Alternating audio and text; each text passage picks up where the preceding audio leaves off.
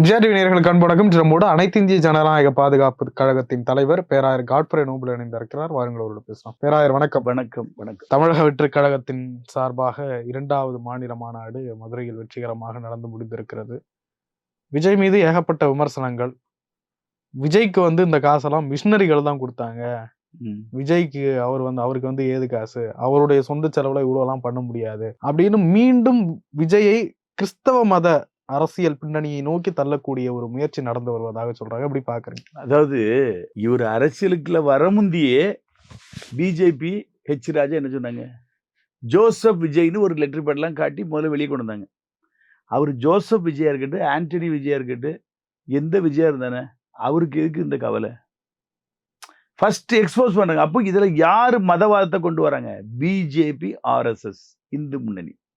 இவரை வளர்ச்சியை பார்த்து இவர் நாளைக்கு வளர்ந்து வந்துட்டா இவங்களை எதிர்த்து நிற்க முடியாதுன்னு சொல்லி முதல்ல ஒரு புள்ளி வச்சது யாரு? ஹெச் ராஜா, ஜோசப் விஜய். சரியா? உடனே அவரு ஓப்பனாவே ஆமா நான் ஜோசப் விஜய் தான் அவரே காட்டிட்டாரு. அவர் கிறிஸ்தவர், அவங்க அப்பா கிறிஸ்தவர், அவங்க பாட்டி கிறிஸ்தவர், ஆனா அவங்க அம்மா ஹிந்து. இன்னும் எல்லா கோயிலுக்கும் போயிட்டு இருக்காங்க. அவங்க அப்பா ஒய்ஃபு ஹிந்துங்கனால அவரும் இந்துக்கும் போறாரு, கிறிஸ்டினுக்கும் போறாரு. அப்போ அதாவது நல்லா புரிஞ்சுக்கிடுங்க, ஒருத்தன் கனி கொடுக்குற மரம் தான் கல்லெறியப்படும். ஒருத்தன் கனி கொடுக்க ஆரம்பிச்சுட்டான்னா கல் டம்மு டம்முன்னு உழுதுகிட்டே தான் இருக்கும். அதுக்கெல்லாம் அசரவே கூடாது. ரெண்டாவது, மிஷினரிக்குன்னா வெளிநாட்டிலேருந்து காணிக்க கொடுக்காங்கன்னு. மோடி ஆட்சி 3வது டேர்ன் ஓடிட்டு இருக்கு பிஜேபி. ஒருத்தருடைய எஃப்சிஆரையும் உயிரோடு இல்லை, எல்லாம் லாக்கு. என் சகலப்படி ஏசு உடிக்கிறாரு, அவங்க ட்ரஸ்டையும் முடக்கியாச்சு, அந்த எஃப்சிஆரையும் முடக்கியாச்சு. அவங்க ஒரு சமூக நலத்துக்குன்னு ஒரு இது வச்சிருந்தாங்க, அதையும் முடக்கிட்டாங்க. எல்லாருக்குமே ஃபண்டு கிடையாது. திருநெல்வேலி டயசிஸ், சிஎஸ்ஐ டயசிஸ்ல எந்த எஃப்சிஆரையும் கிடையாது. செனாடுல எஃப்சிஆரியே கிடையாது, முடக்கியாச்சு.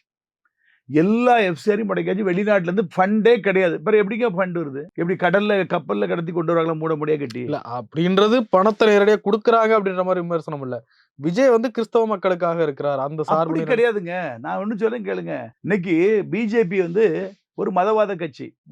அவங்க ராமரை சொல்லி அங்க வடக்க விளையாட்டு கட்டுறாங்க, சரி ஈர்க்கிறாங்க. சரியா? இங்க என்ன செஞ்சாங்க? முருகர் மாநாடு. எங்க அரசியல் கட்சிக்கு என்னங்க முருகர் மாநாடு? அது மாதிரி நீங்களும் மதவாத அதல்ல, நான் இத சொல்றது கேளுங்க. அப்போ ஈர்க்கிறாங்கிறேன்.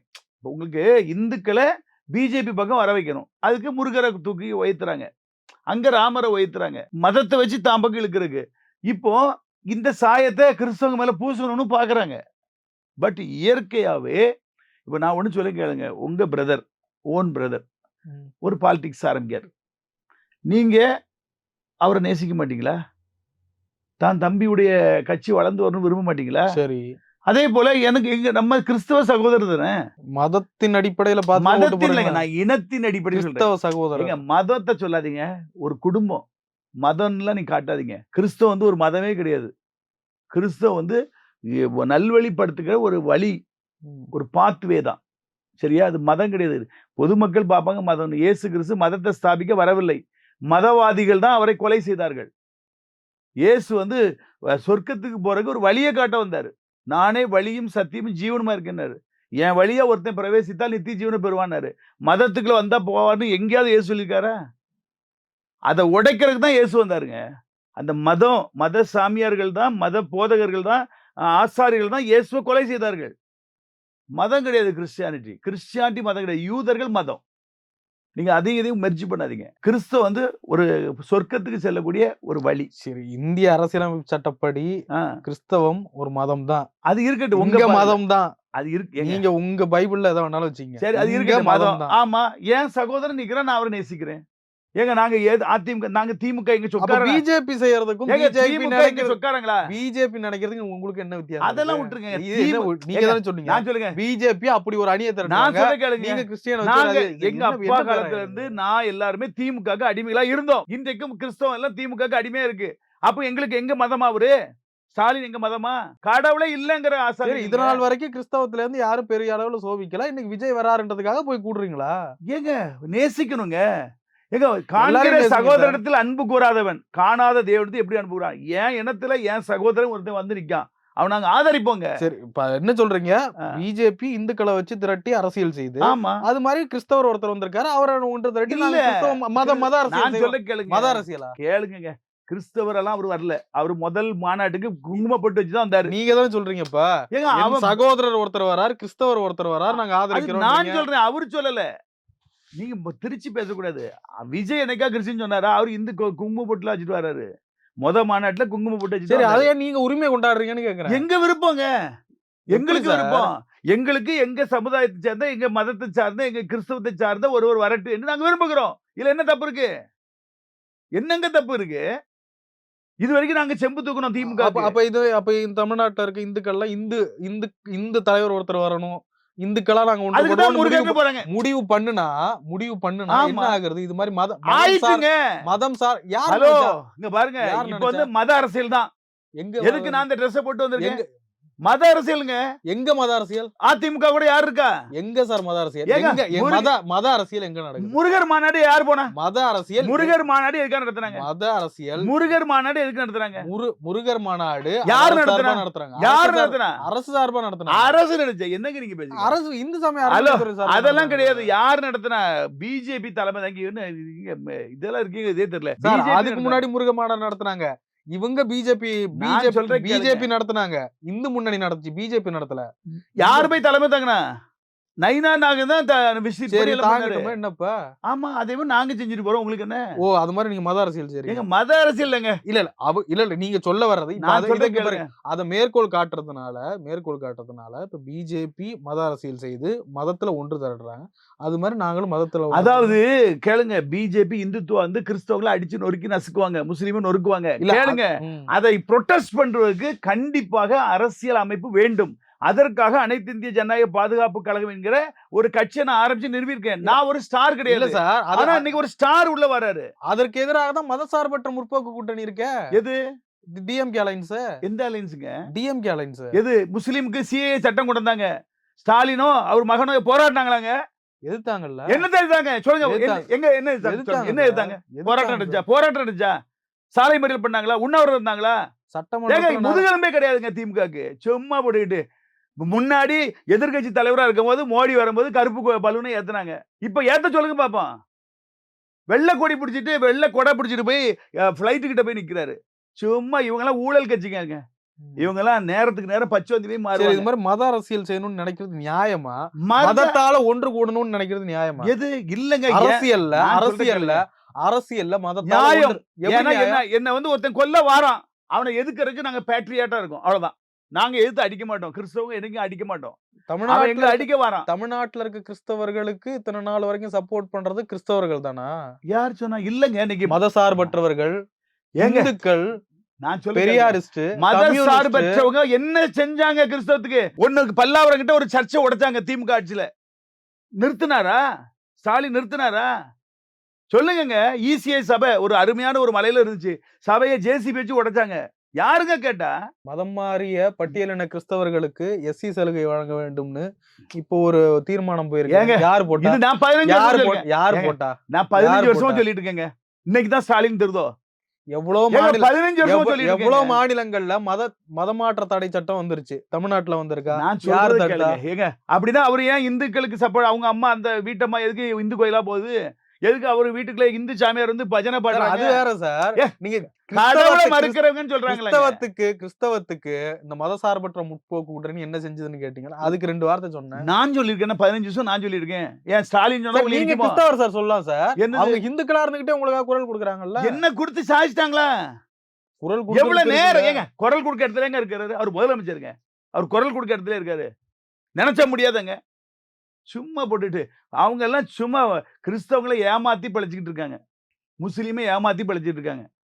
முஸ்லீம்லாம் அடிமைகள் தான். செம்பு தூக்கிகள் அடிமைகள். சரி, இப்ப விஜய் வந்தா என்ன பண்ணிடுவாரு? எது ஒரு சான்ஸ் சேஞ்சஸ்? என்ன சான்ஸ்? என்ன இவங்க ஊழல் திமுக ஊழல் பண்ணிக்கிட்டே இருக்கணுமா? சார், ஒரு அரசியல்னா ஒரு அனுபவம் வேணும், திறமை வேணும், தகுதி வேணும். எப்படி கருணாநிதிக்கு எப்படியா திறமை வந்துச்சு, அனுபவிச்சு? ஆரம்பம் எல்லாரும் ஒண்ணு வருவாங்க. உடனே வரலையே கருணாநிதி. என்னது? எம்ஜிஆர் அவர் உடனே முதலமைச்சரா வருது. ஸ்டாலின் அவர்கள் உடனே முதலமைச்சர் ஏங்க, அவர்களே. உங்களுக்கு எதுக்கு பல காண்டு? வருஷம் ஏங்க, அனுபவம் சார். என்ன கொள்ளடிக்க அனுபவமா? பல வருஷம் அனுபவம் சார். எனக்கு பாலத்துல 50%, அதுல 40%, அதுக்கு தான் அனுபவம் வேணும். கொள்ளடிக்க நிர்வாகம் பண்ணுங்க. ஐஏஎஸ் எல்லாம் பண்றான். ஏங்க, நாட்டை நடத்த யாரு? நாட்டை நடத்த யாரு? ஐஏஎஸ் ஐபிஎஸ் அதிகாரிகள். அவங்க வந்து ஓவர்டேக் பண்ணக்கூடாது, வல்லரசுமே நடத்தக்கூடாதுங்கிறதுக்காக ஒரு மக்களாட்சி நடந்து கொண்டிருக்கிறது. அவ்வளவுதான். ஐஏஎஸ் ஒரு அட்வைஸ் கேட்பாங்க. அட்வைசர் யாரு? ஐஏஎஸ். ஒரு திட்டங்களை கொண்டு வரது யாருங்க? ஸ்டாலின் தான் கொண்டு வர்றாரு. அவ்வளவு ஐஏஎஸ் சேர்ந்து தீர்மானம் ஒரு ப்ராஜெக்ட் பண்ணி கையில கொடுப்பாங்க. ஐயா, இதை கொண்டு வந்தா மக்களுக்கு பிரயோஜனமாக செய்யலாமா? ஏன்னா கட்சிக்காரனா கொண்டு வரான். என்னங்க நீங்க பேசுறீங்க? அப்ப ஐஏஎஸ் அதிகாரிலாம் சும்மா படிக்காதவங்க, முட்டாள அவங்க அவ்வளவு ஐஏஎஸ்க்கு செக்ரட்டரியில போட்டிருக்காங்க. ஒவ்வொரு துறைக்கும் ஐஏஎஸ் அதிகாரிகள் இருக்காங்க. அவங்க தான் ஞானம் படைச்சவங்க. அவங்க தான் ப்ராஜெக்ட் கொண்டு கொடுப்பாங்க. 10 எத்தனைன்னா அரசியல்வாதிக்கு 20ன்னு சொல்ல தெரியாது. மேடையில் ஏறி சும்மா பேசுவாங்க. ஞானம் யார்கிட்ட இருக்கு? ஐஏஎஸ் ஐபிஎஸ் இருக்கு. அதனால ஒரு இப்ப விஜய்க்கு அவ்வளவு ஞானம் இல்லையா? என்ன பாருங்க, முதல்ல எல்லாம் கிண்டல் அடிச்சாங்க. இவர் எப்படி பேசுவாரு? இவருக்கு முதல்ல ஓபன் மீட்டிங் வரல. நாங்க 2வது மீட்டிங் வந்தாச்சு. 45 நிமிஷம் பொறின்னு பொறிக்காரு. எந்த அரசியல்வாதி பேசுனாங்க சொல்லுங்க பாப்போம். சினிமாவில் நடிச்சார் சார். ஏங்க, நான் இருக்கட்டு. அதெல்லாம் ஈஸி சார். சினிமால ஏங்க, வசனத்துல நான் டயலாக் மனப்பாடம் நான் பண்ணலாம். சொல்றேன் கேளுங்க. சினிமால எத்தனை டேக் எடுப்பாங்க? ஒரே அட்டம்ப்ட்ல முடிச்சிருவாங்களோ? அப்ப இந்த படமே ஒரு நாள்ல முடிஞ்சிருமே. ஒரு வருஷம்லாம் படம் எடுத்துட்டு இருக்காங்க சார். பிரசன்ட் பண்றது இல்ல சார், நாலேஜ் உள்ள இருந்து சரக்கு வரணும்ல. அவர் படிச்சாருன்னு நீங்க பாத்தீங்களா? ஒரு வீட்டுல போய் உட்கார்ந்து பாத்தீங்களா படிச்சுட்டு வந்தாருன்னு? எதை சொல்லுங்க? உங்க கிட்ட 2-3 சார் ஸ்கிரிப்ட் சார். அங்கதான் இப்ப வந்தது, போட்டோலாம் வந்தது. நீங்க பாருங்க, ஸ்கிரிப்ட்னா நானே இப்ப பாருங்க, ஒரு பேசணும் ஏதோ எழுதி வச்சுட்டு தான் பிரசங்கத்து பண்ணவும் குறிப்பு வச்சு நாங்க பேசுறோம். ஏன் தப்பா? அது தப்பா? ஜெயலலிதா அம்மா எப்படி சரி, இப்ப பேசுறாங்க? விஜய் வர வேண்டிய ஜெயலலிதா அம்மா எப்படி பேசுறாங்க? விஜய் வர வேண்டிய அவசியம் என்ன ஜெயலலிதா சார்? அம்மா பிரச்சாரத்தை எப்படி பேசுறாங்க? பக்கமா திருப்பாங்க. பாக்கலையா நீங்க? அதெல்லாம் உங்களுக்கு தப்பா தெரியலையா? தப்பா தெரியலையா? எத்தனை பக்கம் திருப்பாங்க ஒரு ஊர்ல பேசும்போது. அத்தனை ஊர்லயும் அதே டாபிக் தான் பேசுவாங்க. பாத்துருக்கீங்களா? சரி, இப்ப விஜய்க்கான அவசியம் எங்க இருந்து வந்தது? ஏன் விஜயால் ஏங்க, என்ன மாற்றத்தை ஏங்க, கொண்டு வர முடியும்? என்னது ஊழலற்ற அரசை கொண்டு வருவார் நிச்சயமா. இப்படிதான் எல்லாரும் சொல்றாங்க. ஏங்க, விஜய மட்டும் எப்படி ஸ்பெஷலா நம்புறது? ட்ரையல் பாப்போம். ஒரு ஆட்சி கையில கொடுத்து பாப்போம். ஏன் 2 திமுக அதிமுக ஊழல் தான் பண்ணணுமா? வேற ஆல்டர்னேட்டிவ் வரக்கூடாதா? இருக்காரு, சீமான் இருக்காரு. வேற சீமான் புடிங்கிட்டாரு. என்ன சீமான் புடுங்க. சீமானே ஊழல். வேற சீமான் எடுத்து புடுங்காரு. சீமானுக்கு சோறு யாரு கொடுக்கா? வீட்டு வாடகை யாரு கொடுக்கா? யாரு கொடுக்கா? எம்எல்ஏ எம்பியா கவுன்சிலரா? சொல்லுங்க. எது வருமானம்? எது சொல்லுங்க. சீமானே சேலஞ்ச் பண்றேன். கன்னியாகுமரியில இருந்து பாறையை வெட்டி லாரியா 10,000 லாரி போயிட்டு இருக்கு தினம். இவரு 5 வருஷத்துக்கு முன்னாடி கத்துனாரு. இப்ப கத்துறாரான்னு கேளுங்க. மாமூல், எல்லாம் மாமூல் தான். திருச்செந்தூர் தூத்துக்குடி ரோட்ல மரத்தை வெட்டக்கூடாதுன்னு ரோடெல்லாம் போட்டு முடிச்சாச்சு. 8 வழிச்சாலையை திமுக ஆட்சி அதிமுக செய்யும்போது தடுத்துச்சு. இப்போ ஸ்பீட் ட்ராக்னு சொல்லி போட்டு முடிச்சிட்டாங்க. எத்தனை பாறையை வெட்டினாங்க, எத்தனை மலையை குறைஞ்சாங்க? இவரு சத்தம் கொடுத்தாரா? ஏங்க, எல்லாமே கத்தும் போது வாய்க்குள்ள சாப்பாடு கொடுத்தா மூடிடுவாங்க. வருமானத்துக்கு தான் செய்யறாங்க. என்னத்தை செஞ்சுட்டாங்க சொல்லுங்க? வருமானம் ஏது? மகனை படிக்க வைக்காரு, அங்க வைக்காரு. ஏது வருமானம்? நீங்க கொடுக்கீங்களா சீமானுக்கு மாசம்? இந்த தம்பி கொடுக்காரா கேமராமேன்? நான் கொடுக்கல, என் பிள்ளைகள் கொடுக்கல. எப்படி பணம் வருது? சீமானெல்லாம் ஒரு கேரக்டர்ல எடுக்காதீங்க. ஒருக்கா பெரியாரிசங்க, ஒருக்கா பெரியார் கிடையாதுங்க, ஒருக்கா மதமே கிடையாதுங்க, இன்னொருக்கா என்ன சொல்றா முருகர் முப்பாட்டைங்கிறா. இப்படி பிறண்டு நாடகம் ஆடிட்டு கிடக்குற இவரையும் கம்பாரிசன் கொடுக்கல விஜய் கூட போய். கிறிஸ்தவர் இல்லையா? அதையும் சொல்லியாச்சா? இயேசுவ காரி துப்புறம். எனக்கு ஏன் இவ்வளவு கோபம் தெரியுமாங்க?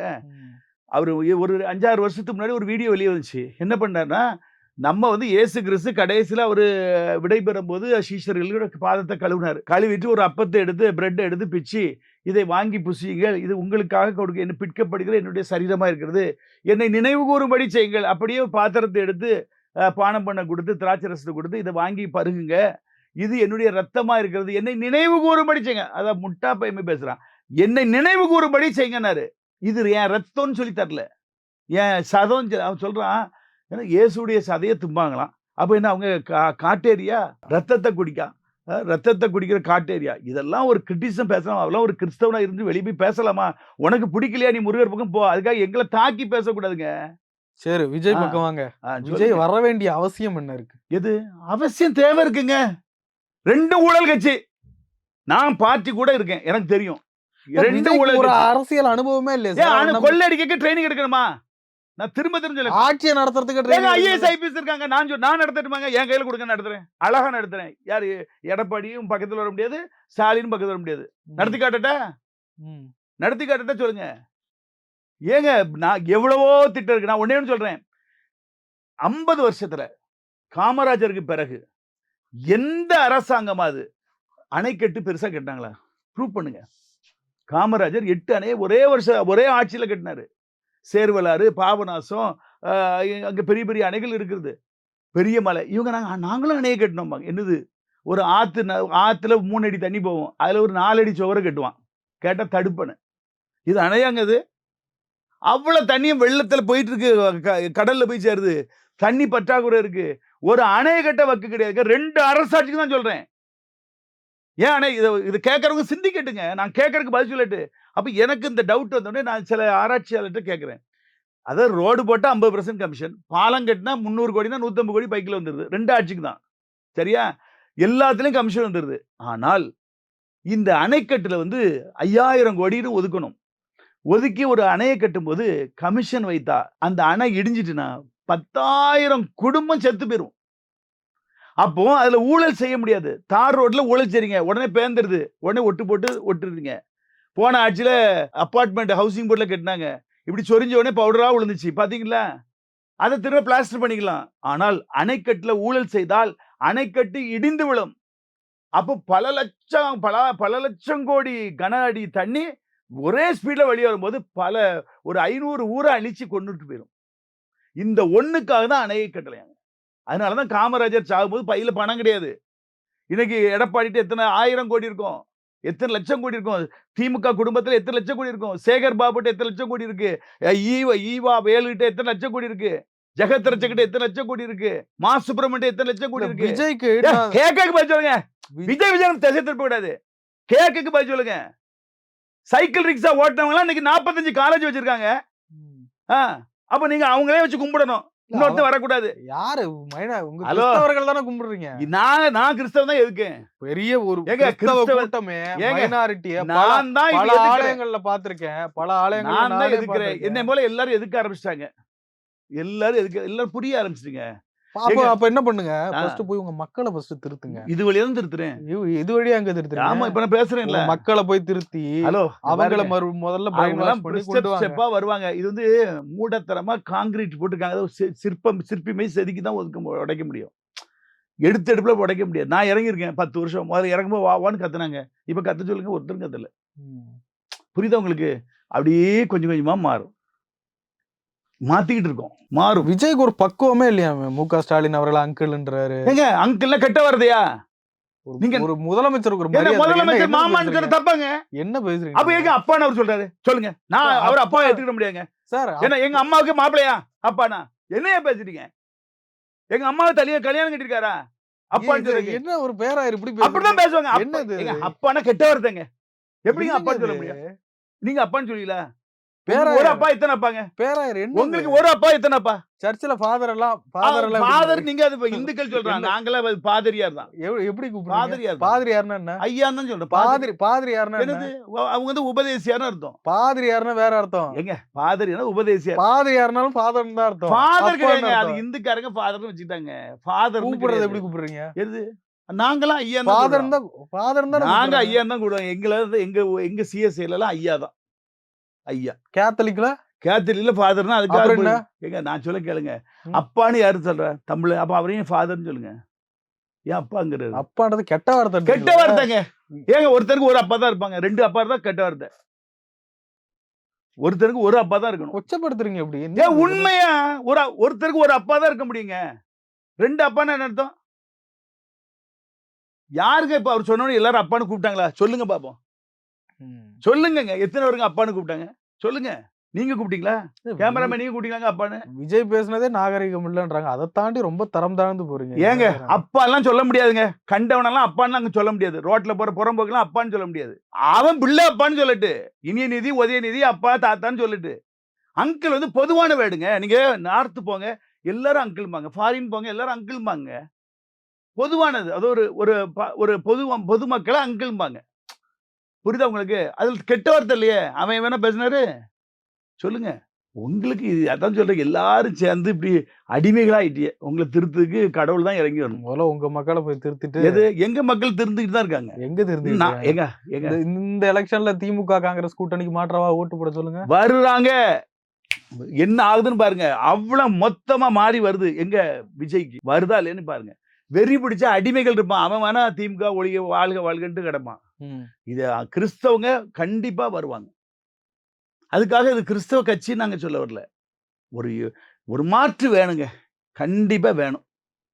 விஜயகாந்த் வருவான். நாங்க தவம் இருந்தோம், செய்வனை வச்சு கொண்டு விட்டானுங்க.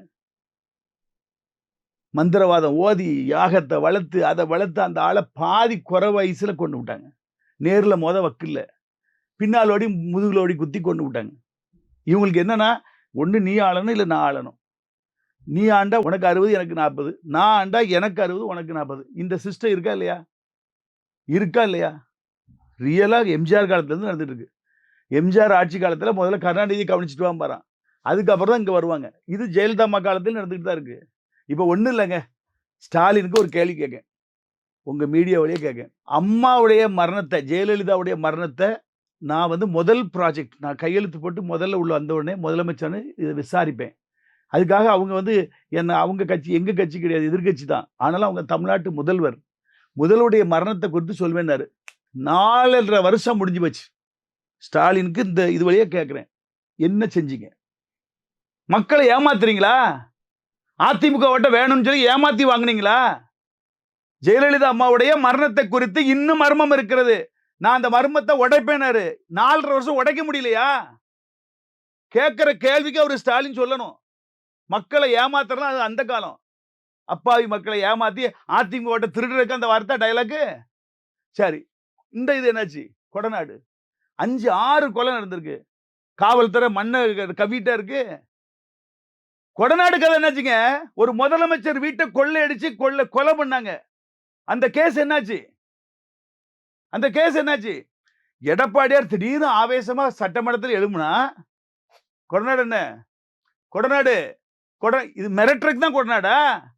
நீங்க செய்யற ஊழல எவனா ஒருத்தர் தட்டி கேட்டா கொடநாடு என்ன செஞ்சீங்க? 4.5 வருஷம் 4.5 வருஷம் கொடநாடு கேஸ் என்னாச்சு? அந்த அம்மா மரணத்தை குறித்து என்ன தீர்ப்பு? இது வரைக்கும் யாருக்கும் தெரியாது, மர்மம். அப்போ கூட்டுக்களவாணிகள் தான் நான் சொல்வேன். கூட்டுக்களவாணிகள் 2 பேரும் கூட்டுக்களவாணிகள். சரி, இதை விட்டுருங்க. எடப்பாடியார் மெஜாரிட்டி இல்லாம எத்தனை வருஷம் ஓட்டினாரு? 12 ஓட்டு குறைவா இருந்தது. 12 எம்எல்ஏ குறைவா இருந்தது. அப்போ அடிலோடி பிடிச்சுக்கிட்டாங்க. எதுக்காக ஆட்சி கலைக்கல? இவர் எழும்பி சபாநாயகர் ஒரு கடிதம் கொடுத்து எனக்கு மெஜாரிட்டி நிரூபிக்கணும்னு சொன்னா நிரூபிக்க போறாங்க. ஏன் கவனல? அதுக்கப்புறம் ஒரு இடைத்தேர்தல் வந்துச்சு. அதுல 4 எம்எல்ஏ ஜெயிச்சாரு எடப்பாடி. அதை வச்சுதான் மெஜாரிட்டியே வந்துச்சு. அது வரைக்கும் ஏன் ஆட்சி கலைக்கவில்லை? 60% உனக்கு, 40% எனக்கு. திமுக எம்எல்ஏ இருக்கிற இடத்துல அதிமுக எம்எல்ஏ நீங்க யாரும் குறுக்க போக கூடாது. அந்த கமிஷன், அந்த ஏரியா கமிஷன் அவன்கிட்ட கொடுத்துரு. அண்டர்ஸ்டாண்டிங்ல ஓடிச்சிங்க. இல்லன்னு மறுக்க சொல்லுங்க பாப்போம். எப்போ ஆட்சி கலைக்கணும் தானே ஆவலோட இருக்கணும். டெபிஷியன்சில எல்லாம் இருந்துச்சு. 4 எம்எல்ஏ இடைத்தேர்தல ஜெயிச்ச பிறகுதான் ப்ரூவ் ஆச்சு. அதுக்கு இடையில எவ்வளவு வருஷம்? அதாவது 2 பேரும் ஒரே குட்டையில ஓடுன மட்டை தான். கேட்டீங்களா? இந்த 2 தவிர ஒரு ஆட்சி மாற்றம் வந்தே தீரணும். அப்படி எல்லா மக்களும் இணைந்து விஜய் வந்தாலும் இவரும் அதே போல போனா தூக்கி வீசுவோம். அதுக்காக கிறிஸ்டியன் சொல்லி சிங்கி அடிக்க மாட்டோம். தப்பு செய்த இரும்பு கரத்தால தாக்குவோம். அதுதான். இன்னொரு காமராஜர் ஆட்சி வரணும். ஊழலை ஒழிக்கணும். ஒரு அணைக்கட்டுகள் கட்டணும். இன்னும் எவ்வளவோ அணைக்கட்டுகள் கட்டலாம். 50 வருஷம் முன்னாடி கட்டின அணையோட நிக்குது. ஏன் இன்னும் அணை கட்டக்கூடாதா? அன்னைக்கு அவரு போட்ட பிச்சையில தான் இன்னைக்கு நீங்களானு சாப்பிட்டுட்டு இருக்கோம். விவசாயிகளுக்கு தண்ணி இருக்கு. அவ்வளவு தண்ணி கடலுக்குள்ள வீணா போகுது. அதனால ஆட்சி மாற்றத்தை மக்கள் விரும்புறாங்க. இன்னொன்னு, விஜயுடைய ரசிகர்கள் வெறியர்கள். நீங்களாம் ரசிகர்கள் நினைச்சிட்டு இருக்கீங்க. ரசிகர்கள் வீட்டுல இருந்து செல்போன்ல பார்த்து கமெண்ட் போடுவான், விஜய் வாழ்கம்மா. வெறியர்கள் நாளைக்கு 6 மணிக்கு சாயங்காலம் விஜய் வாரானா, முந்த நாளே போய் அதை வெயிலுக்குள்ள சாப்பிடாம டாய்லெட் எங்க போனான்னு தெரியல, தண்ணி எங்க குடிச்சான்னு தெரியல, அந்த வெயில் அன்னைக்கு எல்லாம் அடிச்ச வெயில் ஒரு கணக்கே கிடையாது. என்னால ஒரு நிமிஷம் வெயில் நிக்க முடியாது. அப்போ இதெல்லாம் சகிக்கான வெறியர்கள். இந்த வெறியர்கள் ஒருத்தன் போய் ஒரு ஓட்டோட வரமாட்டான். அவங்க அம்மா அதிமுகல ஒரு பதவியில இருக்கலாம். இல்ல அப்பா ஒரு திமுகல ஒரு பதவியில இருக்கலாம். அப்பா அம்மாவை கன்வின்ஸ் பண்ணி கொண்டு வராங்களா இல்லையான்னு பாருங்க. இப்ப ஒண்ணும் இல்லங்க. அதிமுக அமைச்சர் எவ்வளவு பேர் ஆசைப்படுறான் தெரியுமா? விஜய் கூட சேரணும்னு. ஒரு திடீர்னு பிரண்டு இப்படி வந்துருவாங்க. சரி அத விட்டுருங்க. இப்ப 2 நாளா ட்ரெண்டிங் ஆயிட்டு இருக்கு. என்ன வந்துட்டு இருக்கு? ஓபிஎஸ் வந்து என்டிஏ கூட்டணியில அமித்ஷா மோடிய பார்க்கறதுக்கு அவாய்ட் பண்ணாங்க. உடனே இவர் வெசனப்பட்டு பேட்டி கொடுத்தாரு. நான் வந்து இனி இந்த கூட்டணி விட்டு வெளியே வரேன்னாரு. உடனே டிடிவி தன்ட்ட போய் கேட்காங்க. உங்க கூட்டணியில இவர் ஓபிஎஸ் வெளியே போயிட்டார். நீங்க என்ன செய்ய போறீங்க? இல்ல நான் மறுபடியும் அவரை உள்ள இழுக்கிறதுக்கு முயற்சி எடுக்கேன்னாரு. அதே வாய். நேற்றைய தினம் என்ன சொல்லுக்கு? அமமுக கட்சியில எல்லா நிர்வாகிகளும் என்ன வந்து பிரஷர் பண்றாங்க. இந்த கூட்டணி விட்டு வெளியே வாங்க. பிஜேபி மதவாத கட்சி கூட்டணியில இருந்து வெளியே வாங்கன்னு என்ன நெருக்கடி கொடுக்காங்க. ஆகையால் இப்போ ஒரு கேம் ஓடிட்டு இருக்கு. பெரிய மெகா பிளான். டிடிவி தினகரன், சசிகலா, ஓபிஎஸ் இந்த முக்குளத்தோர் அனைவரும் யாரு இவங்க கிட்ட போய் சங்க ஆகுறாங்க. விஜய் கிட்ட போய் உள்ள சேர்றாங்க. இப்ப விஜய் அவங்க எல்லாம் கிறிஸ்டியனா?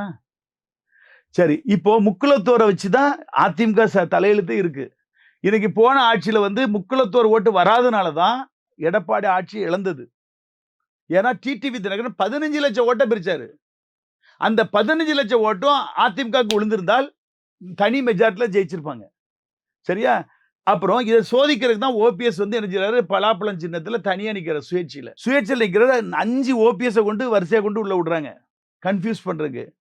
எவ்வளவு ஓட்டு எடுத்தாருங்க? 3.25 லட்சம், 3.5 லட்சத்துக்கு மேல எடுத்திருக்கிறாரு. இந்தியாவிலேயே சுயேட்சையா நின்று ஒரு பொதுவான சிம்பல்ல நின்று அதிக ஓட்டு எடுத்து தோற்ற ஒரே நபர் ஓபிஎஸ். அப்படின்னா அர்த்தம் என்னன்னா, அவர் பிஜேபி ஓட்டுமாங்க சிலவங்க. பிஜேபிக்கெல்லாம் சொற்ப ஓட்டுங்க. முக்குளத்தோர் ஓட்டு. சரி இவர் ஒரு எது டிடிவி தினகரன் ஒரு அந்த பக்கம் டெல்டா. அவர் எங்க வந்து நின்னாரு? ஓபிஎஸ் ஊருக்குள்ள வந்து நின்னாரு. எவ்வளவு ஓட்டு எடுத்தாரு? அவரும் 3 லட்சத்துக்கு மேல ஓட்டு எடுத்தாங்க. எடுக்க முடியுமா? அப்ப முக்குளத்தோர் எல்லாம் அவிஞ்சி புழுங்கிட்டு இருக்காங்க. அதாவது திருநெல்வேலி எடுத்தீங்கன்னா ஒரு மாவட்ட செயலாளர் தேவரா இருப்பாரு. அவரு ஒய்ஃபு பிள்ளையில அவருக்கு ஆதரவா இருக்காது. அவங்க கட்சி பதவிக்காக இருக்கிறாங்க. ஆனா எல்லாருடைய விருப்பமும் அவங்க இனம் ஒரு முதலமைச்சர் ஆகணும்னு ஆசைப்படுவாங்க. நாடார் வரணும்னு ஆசைப்படுவாங்க. கோனார் வரணும்னு ஆசைப்படுவாங்க. வன்னியர் முதல்வர் வரணும்னு ஆசைப்படுவாங்க. கொங்கு பெல்ட்ல கவுண்டர் முதல்வர் வரணும். இது என பற்றி எல்லாருக்கும் இருக்கும். மாம்சத்துல பிறந்த அத்தனை பேருக்கும் இருக்கும். அப்ப அவங்களுக்கு தான் இனத்துல உள்ளவங்க ஒரு முதலமைச்சரை வர விட மாட்டேங்கிறானே எடப்பாடின்னு சொல்லி கோவத்துல இருக்கிறாங்க. இப்போ இவங்க முக்குளத்தோர் ஓட்டு நீங்க யாரு கூட விஜய் கூட சேரும்போது என்ன ஆகும்? சாலிடா ஒரு அதாவது இப்ப விஜய் கிட்ட இருக்கிறவங்க எல்லாருமே சும்மா சின்ன கார்ல வராங்க. அரசியலுக்கு எல்லாமே அவங்களுடைய ஃபேன்ஸ் தான் வராங்க. இப்போ டிடிவி தினகரன் போனாருன்னா எவ்வளவு பெரிய படம் போகும் பார்த்திருக்கீங்களா? அவ்வளவு வரும். ஃபார்ச்சுனர் கார்ல கொடி மாட்டி பறப்பான். அதே இதுக்கு நீங்க இங்க வந்துட்டு வச்சுக்க என்ன ஆகும்? விஜய்க்கு இன்னும் மாஸ் கூடும். இப்ப இதெல்லாம் சின்ன குஞ்சின்னு சொல்றீங்களா? அங்க விளைஞ்ச ஆட்கள் வருவாங்க. ஏங்க மதுரை மேலூர்ல இருந்து திருநெல்வேலி தூத்துக்குடி வரைக்கும் முக்குளத்தோர் ஓட்டு இல்லாம எவரும் எந்த காயும் நகர்த்த முடியாது. Mass majority. அவங்க செதற மாட்டாங்க. ஒற்றுமையோட ஒண்ணா இருக்காங்க. அவங்க ஏன்னா ஓட்டு அப்படி சாலிடா இருக்கு. இந்த ஓட்டு வந்தாதான் எடப்பாடியே சீட்ல உட்கார முடியும். ஆனா அவருக்கு என்னன்னா இவங்க உள்ள வந்துட்டாங்கன்னா நாளைக்கு கட்சியை கையில கைப்பற்றிடுவாங்க. இந்த சுயநலத்துக்காக தான் அதிமுக தொடர்ந்து தோத்துட்டு இருக்கு. 10 தோல்வி அதிமுக. அது காரணம் இதுதான். ஒற்றுமையா இருந்தால் இப்போ இவங்க போட்டுக்க கூட்டணி ஜெயிச்சிரும். யாரு? பிஜேபி இந்த வேற யாரெல்லாம் சேருவாங்க, ஜெயிச்சிரும். ஆனா டிடிவி தினகரன், சசிகலா, ஓபிஎஸ் இந்த 3 பேரும் இல்லை என்றால் அதிமுக ஜெயிக்கவே முடியாது. கனவுலையும் முடியாது. நிறைய பேர் சொல்றாங்க எடப்பாடி போனா கூட்டம் அப்பா அப்படின்னு. கூட்டம் யாருங்க? ஒரு தலைவர் வாராரு. அந்த மாவட்ட செயலாளர், வட்ட செயலாளர், பகுதி செயலாளர், கிளை செயலருக்கு என்ன வேலை? ஒவ்வொரு ஊர்ல இருந்து ஆளை தூக்கி கொண்டு நிரப்பணும். நிரப்பி முடிச்ச உடனே இடங்களோடி வருவாங்க. இது ஒரு செட்டிங்ஸ் கூட்டங்க. அவங்க கட்சிக்காரங்களே நிக்கிற கூட்டம். புரியுதா உங்களுக்கு? அப்ப இதை வச்சுக்கிட்டு நான் ஜெயிச்சிருவேன் அது இருந்து காணல் நீர் தான். இந்த ஓட்டை ஜெயிச்சிட முடியுமா? அந்த ஒரு லோண்டு கூட்டம் நிக்க வச்சு ஜெயிச்சிட முடியுமா? முடியாது. அதனால இந்த ஃபார்ம் இப்ப வந்து இவங்க யாரு? ஓபிஎஸ் எடுத்திருக்கிற முடிவு நல்ல முடிவு. டிடிவியும் இழுத்துட்டாங்க. இதுக்கு பன்ருட்டியாருக்கு தான் வாழ்த்து சொல்லணும். அவரு தான் மைண்ட். சரியா? அதனால எங்களுக்கு வந்து யார் வரணும்? விஜய் முதலமைச்சரா வரணும். அமைச்சரவையில பங்கு கொடுக்கன்னு எல்லாருக்கும் சொல்லியிருக்காங்க. விஜயகாந்துக்கு கட்சியிலையும் அமைச்சர் பங்கு ஆசைப்படுறாங்க. திருமாவளவனும் பல தடவை சொல்றாரு, நான் முதலமைச்சர் ஆகணும், ஏன் ஆசைப்படக்கூடாது? நான் கட்சி வச்சிருக்கேன், நான் அதுக்காக கூட்டணி கொடுத்துக்கிட்டு நான் என்னாலும் எம்எல்ஏவே இருக்கணுமா? எங்களுக்கும் ஆசை இருக்காதா?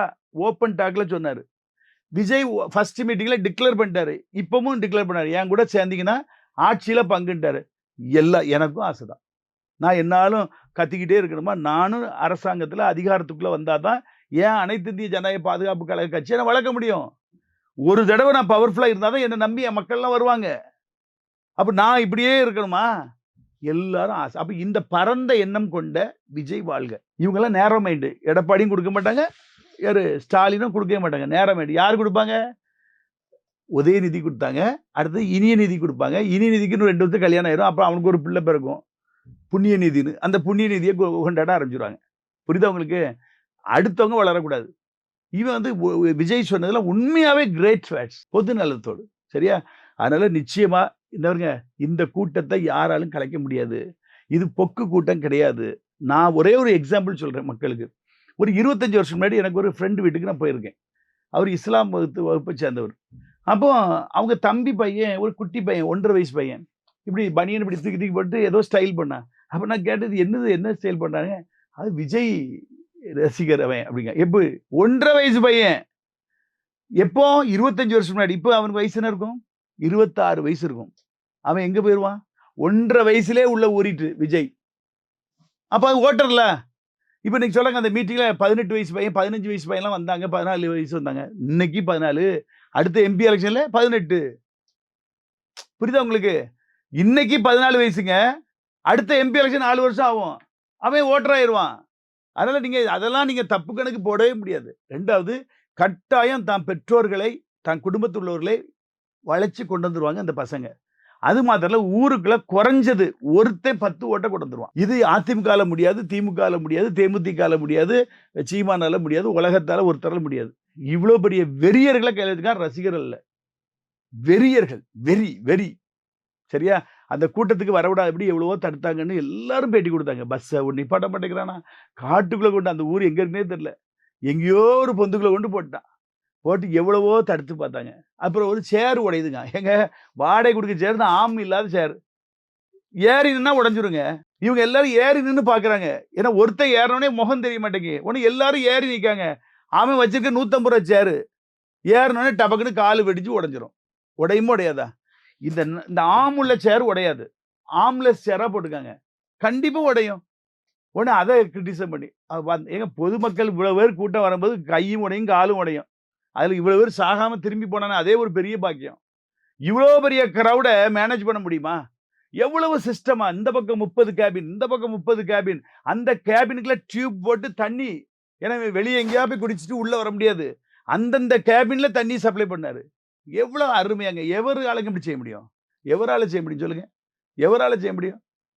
ஒரு புஷியானதை வச்சு இவ்வளவு கதையை செஞ்சு முடிக்காங்களே. இன்னும் கட்சி பலப்பட்டு வரும்போது என்னெல்லாம் செய்வாங்க? ஒரு புஷியானந்த் தானே. இவர் எங்க வெளியே வந்தாரு? விஜய் அட்வைஸ் தானே பண்றாரு. செய்யறது ஒரு புஷியானது. தொண்டர்கள்லாம் அதிமுக திமுக மாதிரி எல்லாரும் வந்து ஃபீல்ட் டூர் பண்ணிருப்பாங்கன்னு நினைக்கிறீங்களா? கிடையவே கிடையாது. அவங்க விசிட்டருமே வந்துட்டு போறாங்க. ஆனா அதிமுக திமுக எல்லாரும் வந்து இறங்கி வேலை செய்வாங்க. அப்ப இந்த கட்சி நீ வளரும் பொழுது பெரிய ஒரு ஒரு ஆளுமைக்குள்ள வரும். 2வது, அவரு ஒன்றும் சின்ன பையன் கிடையாது. 50 வயசு ஆயிட்டுல விஜய்க்கு. 50 வயசு ஆயிட்டுல. 50 வயசுனா பெரியவருங்க, முதியவர். வாலிபனும் கிடையாது, இளைஞனும் கிடையாது. 50 வயசுனா முதியவர். இவங்க நினைக்காங்க 85 வயசுல முதலமைச்சர் ஆசைப்படணும். இவன் சின்ன பையமே தெரியுது உங்களுக்கு. 50 வயசு முதியவருங்க. ஒரு முதியவர் ஆன பிறகுதான் விஜய் வந்து அரசியலுக்கு வர்றாரு. நீங்க 90 வயசு வரைக்கும் முதலமைச்சர் வீல் சேர்ல உட்காந்து. அப்ப இவங்க சின்ன பையனா உங்களுக்கு தெரியுது. விஜய் சின்ன பையன் கிடையாது. விஜய் பையன் டைரக்டர் ஆயிட்டாரு. விஜய் வந்து ஒரு முதியவர். அதனால பக்குவம் இருக்கு, எவ்வளவோ அனுபவங்கள் இருக்கு, எல்லாம் இருக்கு. நிச்சயமா நல்லது நடக்கும். பொதுமக்கள் இதை பார்க்குறவங்க நீங்க நினைக்க வேண்டியது, ஒரு மாற்றம் வேண்டும். விஜயகாந்தை கொண்டுட்டாங்க. இவரை கொல்லாம இருந்து நம்ம எல்லாரும் ஒற்றுமையோடு இருந்து ஒரு மாற்றம். இவரும் சரியில்லைன்னா தூக்கி எறிஞ்சிருவோம். ஒரு சான்ஸ் கொடுத்து பார்த்தான்னு தெரியும். வரமுந்தியே அவருக்கு எக்ஸ்பீரியன்ஸ் இருக்கான்னு கேட்கக்கூடாது. ஒரு சான்ஸ் அவருக்கு முதலமைச்சர் கொடுப்போம். ஒரு கூட்டு அரசாங்கத்தோட நடக்கட்டு. நல்லபடியா நடந்துச்சுன்னா கண்ணி பண்ணுவாரு. இல்லைன்னா மக்கள் தூக்கி எறிஞ்சிருவாங்க. மக்கள் அப்படி ஒன்றும் இழிச்சுவாய் கிடையாது. சரியா? நிறைய விஷயங்களை பயன் ரொம்ப நன்றி. ஓகே, நன்றி.